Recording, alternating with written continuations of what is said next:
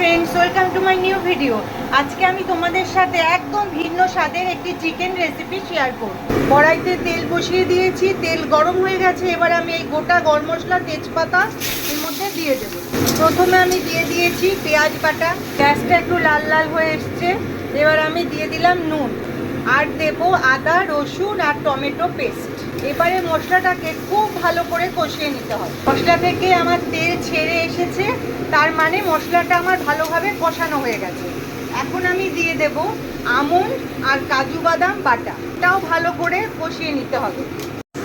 এবার আমি দিয়ে দেব ম্যারিনেট করা মাংস। এবারে মশলাটা দিয়ে ভালো করে মাংসের মধ্যে মাখিয়ে আমি ঢেকে ঢেকে অল্প আঁচে রান্না করব। এই মাংসটা কিন্তু আমি জল ছাড়াই রান্না করব। দেখো, মাংসের থেকে অলরেডি জল বেরিয়ে গেছে, এতেই আমার মাংস রান্না হয়ে যাবে। এই গরম মশলা দিলেই আমার বাদামি চিকেন রেডি।